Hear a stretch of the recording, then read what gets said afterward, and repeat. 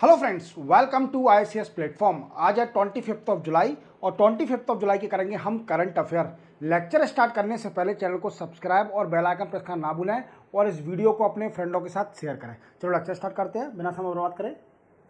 First news है Indian और UK के ऊपर। देखो दोस्तों, अभी आप जानते हो कि अभी लेटेस्ट कंप्लीट हुए इलेक्शन यूके के अंदर, मीन्स यूनाइटेड किंगडम में, उत्तराखंड नहीं, यूनाइटेड किंगडम के अंदर अभी जस्ट इलेक्शन कंप्लीट हुए। और अभी इससे पहले जो पीएम थे, जो कि हमारे इंडियन ओरिजिन के, जो ऋषि सुनक, मैं आपको डिटेल में बता देता हूं। ऋषि सुनक जी थे,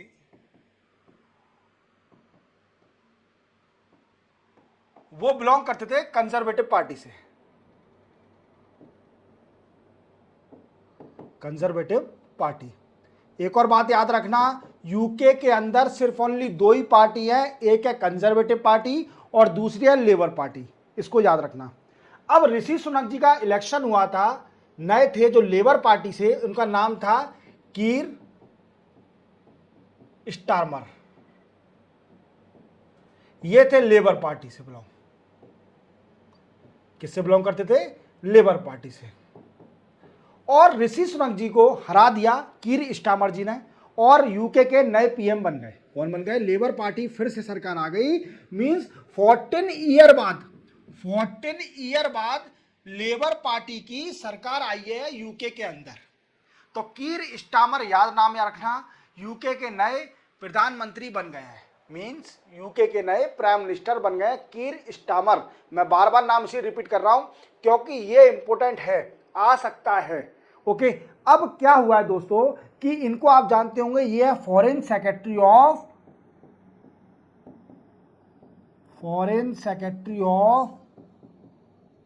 यूके। और इनका नाम है बहुत ही अच्छा, डेविड लेमी। ये डेविड लेमी है और ये अभी 2 दिन के लिए इंडिया में विजिट किया है। इन्होंने इंडिया में विजिट किया है और ये कई लोगों से मिले। नेशनल सिक्योरिटी एडवाइजर जो कि अजीत डोभाल है, फॉरेन मिनिस्टर जो कि हमारे एक्सटर्नल अफेयर मिनिस्टर हैं एस जयशंकर, और मोदी साहब हमारे प्रधानमंत्री, इन सबसे मिले और इन्होंने कई सारी डील साइन करी है। एक डील हमारी यूके के साथ रुकी हुई है जिसको बोलते हैं free trade agreement sign between India and UK. Free trade agreement, ये एग्रीमेंट रुका हुआ है दोनों कंट्री के बीच में साइन होने को। अब इसी कारणवश अभी इलेक्शन थे, इलेक्शन अपने लोकसभा के इलेक्शन थे और यूके में भी इलेक्शन थे, इस वजह से फ्री ट्रेड एग्रीमेंट साइन नहीं हो पा रहा था। अब इसी प्रोसेस को फर्दर आगे बढ़ाने के लिए ये अभी डेविड लेमी हमारे इंडिया 2 दिन विजिट पर आए। अब इन्होंने क्या क्या किया ये भी जानना बहुत जरूरी है। तो दोस्तों, इन्होंने कई सारी डील साइन करी। सबसे पहले डील साइन करी इन्होंने न्यू टेक्नोलॉजी सिक्योरिटी इनिशिएटिव। ये सबसे पहली डील साइन करी इंडिया और यूके के डेविड लेमी जो कि फॉरेन सेक्रेटरी है, उन्होंने सबसे पहले डील कौन साइन करी? ये जिसका नाम है new technology security, we can say initiative. कौन सी डील साइन करी? New technology security initiative. अब ये क्या है दोस्तों? तो इसमें क्या होगा कि दोनों कंट्रियां कोलैबोरेशन करेंगी, कोलैबोरेशन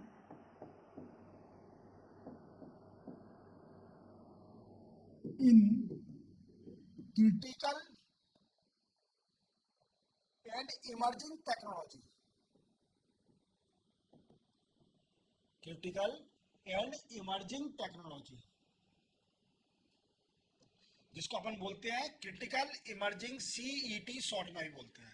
क्या बोलते हैं? सीईटी शॉर्ट में ही बोलते हैं। क्रिटिकल एंड इमर्जिंग टेक्नोलॉजी की एक डील साइन करी यूके ने और इंडिया ने। ठीक है, अब इसमें क्या होगा दोस्तों कि इसमें एक और बात याद रखना, सिक्योरिटी जो कि स्ट्रेटेजिक पार्टनरशिप है, these are strategic partnership.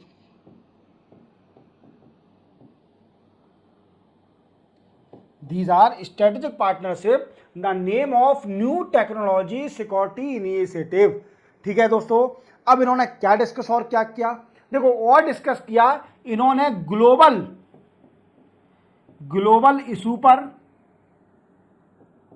Bilateral issue पर,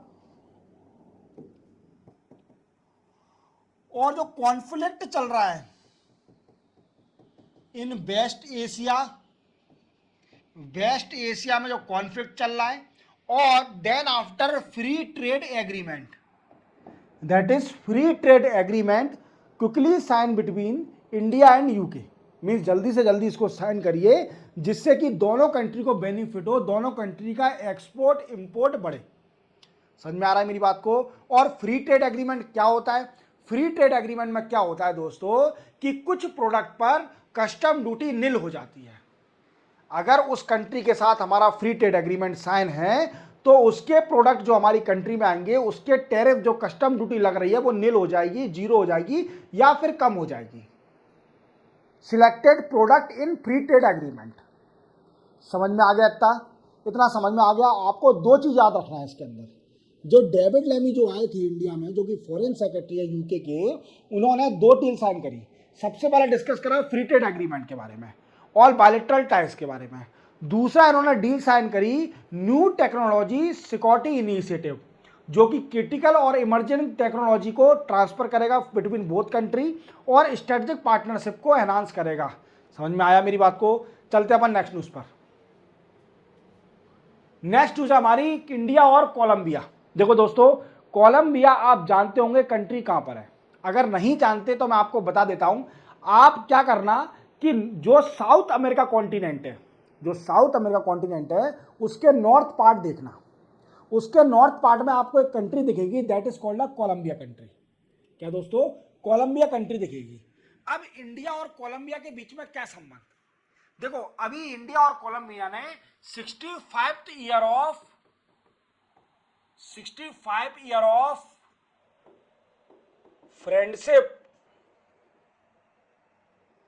फ्रेंडशिप एनिवर्सरी बनाई है।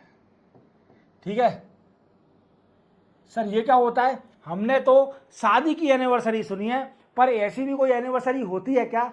बिल्कुल होती है। मींस इंडिया और कोलंबिया को दोस्त बने हुए 65 साल हो गए। जैसे आपका संबंध जब जुड़ता है, आपकी शादी होती है, तो शादी होने के बाद आप उस दिन को हर साल सेलिब्रेट करते हो कि हमारी शादी को 2 साल हो गए, 3 साल हो गए, 4 साल हो गए, और दोनों मिलके बड़े खुशी मौके पर केक काटते हो। केक काटते हो, बड़ा खुश होते हो कि हमारा बड़ा धन्यवाद हमारी पत्नी जी, आपने इतने साल तक हमारा साथ दिया, तो आप बड़े खुश होते हो। ऐसे ही इंडिया और कोलंबिया के बीच में 65 साल की फ्रेंडशिप को सेलिब्रेट किया गया, जिसमें कई सारे इंडिया और कोलंबिया के कंट्री के अचीवमेंट शो करे गए कि इंडिया और कोलंबिया का ट्रेड कितना है, और इंडिया और कोलंबिया क्या कर रही है, इंडिया और कोलंबिया कितना अच्छा कर रही है। तो ये सब डिस्कस किया गया। देखो, सबसे पहला पॉइंट बताया गया कि इंडिया और कोलंबिया का जो ट्रेड है वो है अप्रोक्सीमेटली $5 बिलियन। सर, ये तो बहुत ही कम है, $5 बिलियन। अरे ठीक है यार, वो कंट्री भी तो बहुत दूर है यार, वो कंट्री भी तो दूर है, दूर का रिश्ता है ये, दूर का रिश्ता। पास की कंट्री नहीं है, पाकिस्तान जैसे, चाइना जैसे, जिसमें ट्रेड अच्छा होता हो। ठीक है, पाकिस्तान से तो बिल्कुल ही नहीं होता, वो तो गए बीते हैं, वो तो भुक्कड़ है साले, सब मांगते रहते हैं।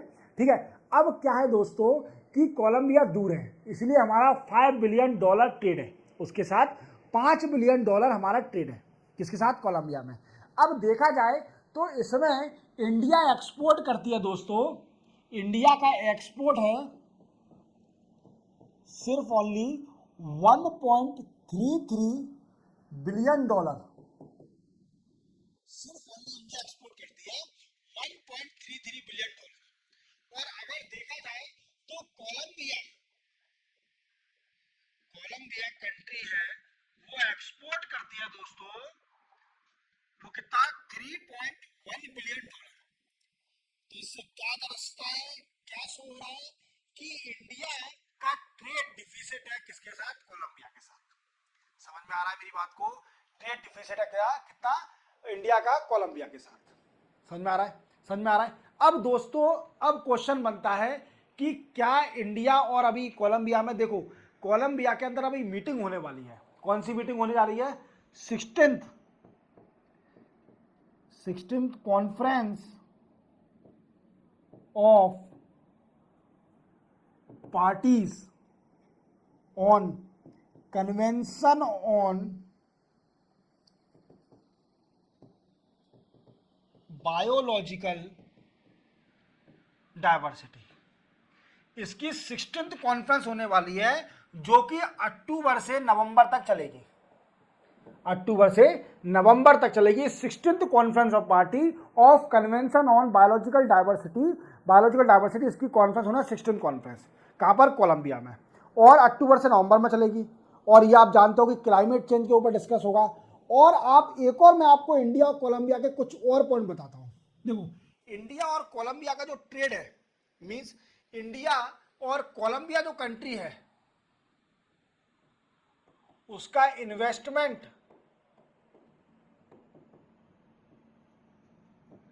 In India nearly $3 million, means $3 billion का सिर्फ ओनली कोलंबिया कंट्री का इन्वेस्टमेंट है इंडिया के अंदर। और अगर देखा जाए तो इंडिया के इन्वेस्टमेंट, इंडिया इसमें पीछे नहीं होती, इंडिया में एक से एक बैठे हुए हैं जो कि कई सारा इन्वेस्टमेंट कर सकते हैं। India investment in Colombia nearly $300 million. कितना है दोस्तों?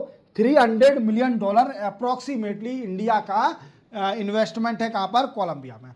और मोस्टली क्या है? ऑयल से या एग्रोकेमिकल, फार्मास्यूटिकल,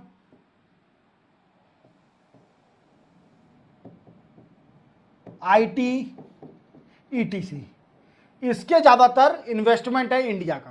समझ में आ रहा है? कोलंबिया में आप जानते हो ऑयल भी पाया जाता है, वेनेजुएला के पास है तो ऑयल भी पाया जाएगा। तो देखो दोस्तों, क्या है, अपना ये अचीवमेंट बता रहे हैं। अब इन्होंने एक और अचीवमेंट बताया कि आप जैसे जानते हो कि हमारा जो देश है भारत, वो 5th लार्जेस्ट इकोनॉमी है। India 5th largest economy in world में हमारा भारत 5वीं सबसे बड़ी अर्थव्यवस्था है। मींस 5th लार्जेस्ट, सबसे बड़ी 5th लार्जेस्ट इकोनॉमी है वर्ल्ड के अंदर इंडिया। और इन्होंने कोलंबिया नहीं बोला कि हम भी हैं भाई लाइन में, हम भी हैं लाइन में, हम हैं 4th वर्ल्ड में नहीं, लैटिन अमेरिका में। सिर्फ ओनली कोलंबिया ने बोला we are also 4th largest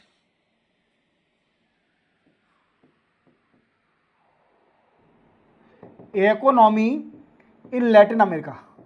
means South America के जो कॉन्टिनेंट है उसमें 4th सबसे बड़ी इकोनॉमी कौन सी है? कोलंबिया है। इतना समझ में आया? एक अचीवमेंट ये बताया इन्होंने। मैंने आपको कोलंबिया के बारे में पूरा क्लियर कर दिया कि ट्रेड कितना है, इन्वेस्टमेंट कितना है इंडिया का, और जो अभी वीकेंड से अपना अचीवमेंट बता रहे हैं। और देखो, मैं एक और बार बताना चाहूँगा आपको कि जो ईस्टर्न पार्ट है कोलंबिया कंट्री का, ईस्टर्न पार्ट है, वहाँ पर 2 रिवर बहती है जो कि साउथ अमेरिका में बड़ी फेमस रिवर है। आपने एक बिस्किट खाया होगा जिसका नाम है ओरिनो बिस्किट आपने खाया होगा। तो एक रिवर है जिसका नाम है ओरिनोको। ये रिवर है कहां पर? कोलंबिया के ईस्टर्न पार्ट में। तो इस रिवर को याद रखना, ये क्वेश्चन आ सकता है कि बताइए किस कॉन्टिनेंट में ओरिनोको रिवर बहती है। तो आपको पता होना चाहिए ओरिनो बिस्किट आता है, जिसको आप कई सारे लोग ओरिनो बिस्किट खाते हो, उसमें को और जोड़ दिए तो ओरिनोको रिवर हो जाएगी। समझ में आया? और ईस्टर्न पार्ट ऑफ कोलंबिया में अमेजोन रिवर भी बहती है। और आप जानते हो कि एंडस माउंटेन है वो नॉर्थ से साउथ तक लैटिन अमेरिका में है। ठीक है, नॉर्थ टू साउथ। ठीक है, जैसे ये एंडस माउंटेन है, याद रखना। और ये इकोलॉजिकल जो बायोडाइवर्सिटी एरिया है, वीकेंड से यहाँ पर बहुत अच्छी बायोडाइवर्सिटी है। एवरग्रीन फॉरेस्ट है, अमेजोन के फॉरेस्ट तो आप जानते होंगे। एनाकोंडा के बारे में तो आपने सुना होगा कि एनाकोंडा जो सांप है वो कहाँ पाया जाता है? वो अमेजोन के फॉरेस्ट में पाया जाता है। एनाकोंडा का नाम तो आपने मूवी कई बार देखी होगी, एनाकोंडा, हॉलीवुड की। तो ये एनाकोंडा जो सांप है ये पाया था अमेजोन के जंगलों में। कहाँ पाया दोस्तों? अमेजोन के जंगलों में। तो एंडस माउंटेन याद रखना, ये कहाँ कौन से कॉन्टिनेंट में है? ये है अपना वी कैन से दैट्स अरे यार साउथ अमेरिका कॉन्टिनेंट में, लैटिन अमेरिका कॉन्टिनेंट में, याद रखोगे। चलते अपन नेक्स्ट न्यूज पर। नेक्स्ट न्यूज है कवच। कवच ट्रेन प्रोटेक्शन सिस्टम। देखो क्या है कि आप देख रहे होंगे कि हमारे भारत में ट्रेनों का बड़ा एक्सीडेंट होता है। अभी आपने वेस्ट बंगाल में देखा, ठीक है, कंचनजंगा एक ट्रेन थी, उसका भी एक्सीडेंट हुआ था। देन आफ्टर अभी लेटेस्ट में यूपी में भी कुछ हो गया है एक ट्रेन का एक्सीडेंट। तो ये ट्रेन का एक्सीडेंट बड़ा होता है, तो इसका कुछ ना कुछ तोड़ तो निकालना पड़ेगा। बिना तोड़ निकाले तो कुछ नहीं हो सकता, क्योंकि फिर ट्रेन का एक्सीडेंट होगा तो उसकी कैजुअलिटी भी होगी लोगों की, और सरकार पे बर्डन भी बढ़ेगा। बर्डन क्या बढ़ेगा कि जो कॉस्ट है ट्रेन को रिपेयर करने की, जो लॉस होगा ट्रेन का, उससे भी बड़ा बर्डन बढ़ेगा सरकार के ऊपर। तो इसका कुछ ना कुछ तोड़ तो निकालना पड़ेगा। तो क्या हुआ है कि इस बार आप जानते हो 23 जुलाई को बजट पास हुआ है सेंटर में, और सेंटर ने क्या किया है इस बजट में, जो रेलवे मिनिस्टर है उसको एक कवच सिस्टम यूज करने के लिए, जो कवच सिस्टम आया है हमारा इंडिजीनियस टेक्नोलॉजी है, उसको ट्रेनों में एडॉप्ट करने के लिए, ट्रेनों में लगाने के लिए एक कुछ फंड दिया है। इस बजट में उनको फंड मिला है कवच सिस्टम का यूज करने के लिए 11257 करोड़। देख रहे हो, 112 करोड़ रुपीस, मतलब 112.57 करोड़ रुपीस दिया है सिर्फ ओनली कवच यूज करने के लिए। अब ये कवच है क्या सर जी, ये तो बताइए कि आप समझा रहे हो, पर कवच है क्या? मैंने आपको बताया कि देखो हमारे भारत में कई सारी ट्रेनों का एक्सीडेंट होता है, और एक्सीडेंट होने का कारण क्या होता है? नॉन सिग्नल, या फिर पायलट जो लोको पायलट होता है वो कभी सो जाता है, या फिर गलत सिग्नल आ जाता है, या फिर वीकेंड से रेड लाइट होती है, या वीकेंड से ग्रीन लाइट होती है, इसकी भी कभी कभी डिफिकल्टी हो जाती है। तो इससे ट्रेन का बड़ा डिफिकल्टी होती है, ट्रेन का एक्सीडेंट हो जाता है। अब इसका सॉल्यूशन निकालने के लिए सरकार ने एक इंडिजीनियस टेक्नोलॉजी बनाई थी जिसको बोलते हैं कवच, कवच टेक्नोलॉजी, और इसको शॉर्ट में बोलते हैं हम automatic automatic automatic technology protection system. Sorry technology नहीं, ये ट्रेन है, ऑटोमेटिक ट्रेन प्रोटेक्शन सिस्टम। हो जाती है, मैं भी इंसान हूं, मेरे से भी गलती हो जाती है, चलता है इतना तो ठीक है। पर जो इंसान अपनी गलती मान ले वो इस दुनिया का सबसे बड़ा आदमी है, सबसे होशियार आदमी है वो इस दुनिया का। अगर जो आदमी गलती करके भी अपनी गलती को एक्सेप्ट ना करे वो इस दुनिया का सबसे मूर्ख आदमी है। आप अगर गलती कर रहे हो, अगर उसको एक्सेप्ट करते हो कि हाँ मैंने गलती करी है, मैं इसके लिए आपसे सॉरी बोलता हूं, तो वो आदमी बहुत होशियार आदमी है, वो आदमी बिल्कुल सही है। और अगर जो गलती करके बोले कि मैं तो बिल्कुल सही था, मैं गलत ही नहीं हूं, हालांकि उसको फील है कि वो गलत है, उसने गलत किया है, पर वो झुकना नहीं चाहता। झुकने से कोई छोटा बड़ा नहीं होता दोस्तों, ये बात याद रखना, झुकने से कोई छोटा बड़ा नहीं होता। हर किसी की एक रेपुटेशन है, ठीक है, और हर की गलती आप करते हो, आप कितने बड़े भी आदमी हो, झुकता नहीं है जिसमें जिगर होता है, झुकता नहीं है जिसमें जिगर होता है, वो मींस ठीक है, जो भी है ठीक है। ऑटोमेटिक ट्रेन प्रोटेक्शन सिस्टम, मेरे को इतनी शायरी आती नहीं है कि मैं आपको शायरी सुनाने बैठूं, पढ़ाने आया हूं। ऑटोमेटिक ट्रेन प्रोटेक्शन सिस्टम, ये क्या है दोस्तों? एक कवच। अब ये क्या करेगा? ये एड करेगा, एड मतलब एड हेल्प करेगा लोको पायलट की स्पीड मेंटेन करने के लिए, स्पीड को मेंटेन रखने के लिए, ये ट्रेन की स्पीड को मेंटेन रखने के लिए लोको पायलट को एड करेगा, मींस मदद करेगा लोको पायलट की कि ट्रेन की स्पीड मिनिमम रहे, ठीक है, मतलब ज़्यादा स्पीड ना हो या कम ना हो, जो है प्री डिफाइन है वो स्पीड रहे। और दूसरी बात, इस कवच में एक और टेक्नोलॉजी है कि अगर बाय द वे मान लीजिए कभी ट्रेन का कॉलिजन होने वाला है, व्हाट आई मींस अगर दो ट्रेनें भिड़ने वाली है, तो इसमें ऑटोमेटिक ब्रेक सिस्टम भी है। व्हाट आई मींस ये ऑटोमेटिक ट्रेन की ब्रेक लगा देगा और उसको कॉलिजन को रोक लेगा, कॉलिजन होने से रोक लेगा। तो आप समझ रहे होंगे मेरी बात को। और ये कवच जो टेक्नोलॉजी है ये हमने किसी से इंपोर्ट नहीं करी है, ये इंडिजीनियस टेक्नोलॉजी है। क्या है दोस्तों? इंडिजीनियस टेक्नोलॉजी है। इंडिजीनियस टेक्नोलॉजी क्या होती है? ऐसी टेक्नोलॉजी जो कि पूरी पार्ट भारत में बने हैं। व्हाट आई मीन्स, इंडिया में जिसका ओरिजिन हुआ है, इंडिया में ही बने हुए हैं, उसको बोलते हैं हम इंडिजीनियस टेक्नोलॉजी। क्या बोलते हैं दोस्तों? Indigenous technology. समझ में आ गया? कवर सिस्टम समझ में आ गया? चलते हैं अपन नेक्स्ट न्यूज पर। नेक्स्ट न्यूज है चैंग ईस 5। देखो दोस्तों, मैंने आपको कुछ दिन पहले एक न्यूज बताई थी कि एक स्पेस क्राफ्ट है चाइना का जिसका नाम है चैंग ई 5, और मैंने क्वेश्चन में कई बार बताया कि ये चैंग ई 5 कहाँ गया था? लूनर पे गया था। व्हाट आई मीन्स, मून का एक्सप्लोरेशन करने गया था, और जो साउथ पोल है वहां से सॉइल कलेक्ट करने गया था। व्हाट आई मीन्स, वहां से सॉइल कलेक्ट करने गया था, और वहां से सॉइल कलेक्ट करके अर्थ पे उसको आना था, और अर्थ पे वो आया और मंगोलिया कंट्री में गिरा। मंगोलिया कंट्री के अंदर गिरा था, ठीक है, और साउथ पोल से सॉइल सैंपल कलेक्ट करके आ गया ऑफ द मून। और चाइना के अंदर रिसर्च हुई इसके ऊपर, तो पाया गया कि मून पर भी पानी है, मून पर भी पानी है, वाटर के मॉलिक्यूल्स पाए गए, वाटर के मॉलिक्यूल्स पाए गए हैं, पानी है मून पर। तो आपको सुनकर बड़ी खुशी होगी कि हम मून पर जाने वाले हैं। अब जल्दी ही हम अपने बोरी बिस्तर बांधकर मून पर जाने वाले हैं। मून पर हम एक प्लॉट लेंगे, बढ़िया प्लॉट लेकर हम उसके मकान बनाएंगे मून पर। तो अभी टाइम लगेगा थोड़ा, क्योंकि अभी तो सिर्फ ओनली वाटर को आइडेंटिफाई किया है, इतना पानी नहीं मिला है। सॉइल वाटर के कुछ मॉलिक्यूल्स मिले हैं, पाए गए हैं। चैंग ई 5 में सॉइल सैंपल में चाइना ने कंफर्म कर दिया है कि साउथ पोल से सॉइल सैंपल आया है थ्रू चैंग ई 5 स्पेस क्राफ्ट के जरिए, उसमें वाटर मॉलिक्यूल्स पाए गए हैं। क्या पाए गए दोस्तों? वाटर मॉलिक्यूल्स पाए गए हैं। और देखिए दोस्तों, आप एक और बात याद रखना कि हमने चंद्रयान 1 लॉन्च किया था, इंडिया ने चंद्रयान 1 लॉन्च करा था। तब भी हमें एक सॉइल सैंपल में, वहां पर अपन ने जब रिसर्च करी थी वहां पर चंद्रयान 1 ने, तो वहां पर भी मिला था हमें hydrated mineral,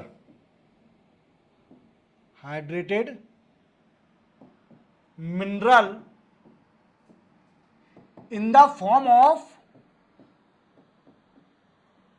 form of oxygen and hydrogen. समझ रहे हो? और आप जानते हो पानी का फुल फॉर्म का वो मीन्स फॉर्मूला क्या होता है? H2O।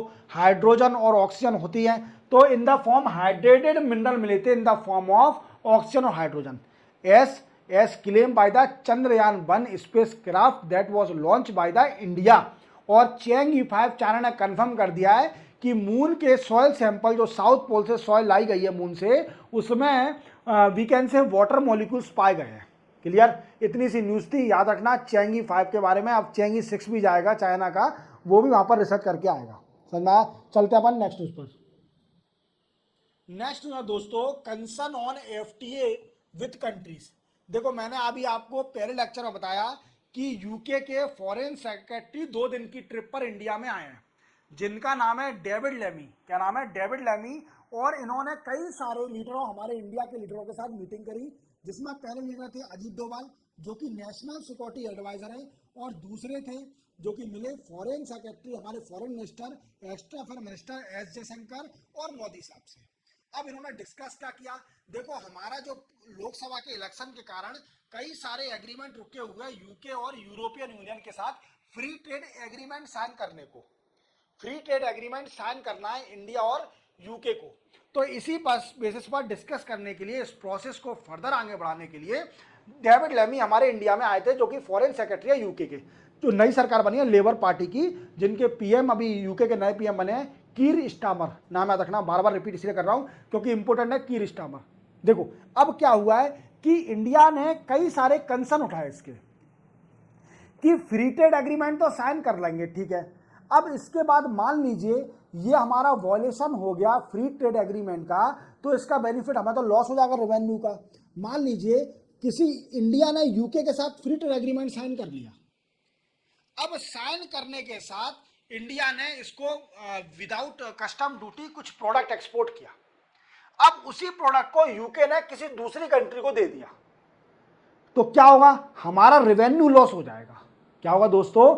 रेवेन्यू लॉस हो जाएगा। या मान लीजिए यूके का कोई प्रोडक्ट हमारे इंडिया में आया, without any custom duty, without कोई टैरिफ लगाए हुए, तो हमने इंडिया ने नेपाल को दे दिया।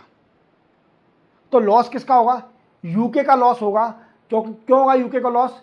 क्योंकि नेपाल डायरेक्ट यूके से भी तो ले सकती है विद कस्टम ड्यूटी, टैरिफ लगाकर। टैरिफ नेपाल भी तो एक्सपोर्ट कर सकती है, नेपाल कुछ इंपोर्ट कर सकती है। तो जब सस्ता प्रोडक्ट हो जाएगा इंडिया को, तो सस्ता ही चीज़ बेच रही है नेपाल को, तो लॉस किसको होगा? रेवेन्यू लॉस होगा किसका? यूके का। और अगर इंडिया का प्रोडक्ट जाता है या इंडिया कोई प्रोडक्ट लेती है और उसको किसी को दे देती है, तो लॉस किसका होगा? इंडिया का और यूके का। तो इसी चीज़ को कंसर्न करने के लिए इंडिया ने अपनी बजट में एक प्रपोज निकाला। क्या निकाला? कि हम इनकम टैक्स एक्ट 1962 में अमेंडमेंट करेंगे। क्या करेंगे? Section 28 DA of IT act 1962 में कुछ अमेंडमेंट करेंगे इस सेक्शन में।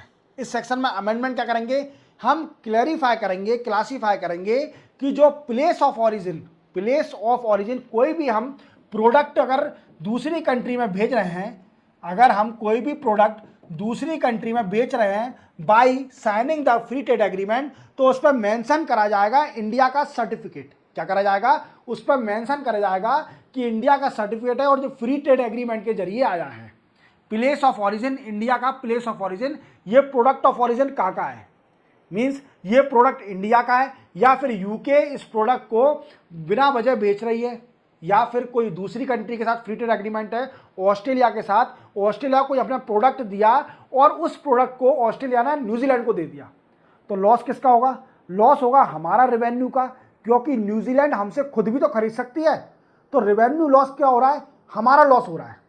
तो हम उस पर मेंशन करेंगे place of product of origin, origin इसका कहाँ से है प्रोडक्ट का, और सर्टिफिकेट भी मेंशन करेंगे इसके अंदर कि इसका वी कैन से प्रोडक्ट इसका ओरिजिन इंडिया से है। समझ में आ गया? समझ में आ गया? इतना सेक्शन याद रखना, section 28 DA of IT act 1962। इस एक्ट के जरिए ये मेंशन करा जाएगा, इसको चेंज करा जाएगा, प्रोडक्ट ऑफ ओरिजिन और सर्टिफिकेट साथ में दिया जाएगा। किसी भी प्रोडक्ट पर सील लगा दी जाएगी कि ये इंडिया का प्रोडक्ट है और FTA के जरिए इस यहाँ पर आया है, फ्री ट्रेड एग्रीमेंट के जरिए यहाँ पर आया है। इतना समझ में आ गया? चलते अपन नेक्स्ट न्यूज पर। नेक्स्ट न्यूज है और लास्ट न्यूज है टीबी के ऊपर। देखो दोस्तों, आप जानते हो कि हमारे इंडिया में टीबी के कई सारे पेशेंट हैं, ट्यूबरकुलोसिस के कई सारे हमारे इंडिया में पेशेंट हैं, और हमारे इंडिया में हर साल 4,80,000 लोगों की मृत्यु होती है हर साल टीबी के कारण। ट्यूबरकुलोसिस बीमारी के कारण हर साल हमारे देश में 4 लाख मतलब 4,80,000 डेथ होती है हर साल। और अगर देखा जाए तो पर डे हमारे इंडिया में 1400 मीन्स 1400 लोग डेथ होती है ड्यू टू टीबी। तो मैं आपको लिख के बता देता हूं कि हमारे इंडिया में हर साल एनुअली 4,80,000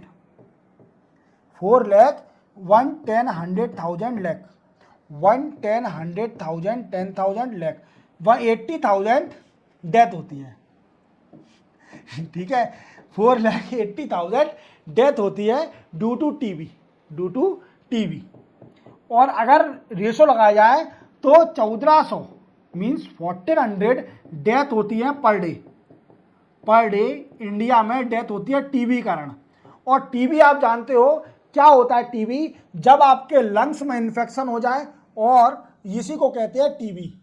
फिर आपको कफ आएगा या फिर आपकी बॉडी का वेट बड़ा कम हो जाएगा, बिल्कुल आप सूखे हो जाओगे, टीबी हो जाएगी, तो उसको बोलते हैं टीबी। और इसमें मृत्यु होना तय होती है आदमी की। आप जब तक दवाई लोगे तब तक सर्वाइव करोगे, आपको हमेशा की दवाई लेनी पड़ेगी ट्यूबरकुलोसिस की। पर क्या हुआ है कि अभी ICMR, Indian council of medical research की क्या किया है कि एक किट बनाई है टीबी को डिटेक्ट करने की किट बनाई है, जिस किट का नाम है क्रिप्स, CAS बेस्ड टीबी डिटेक्शन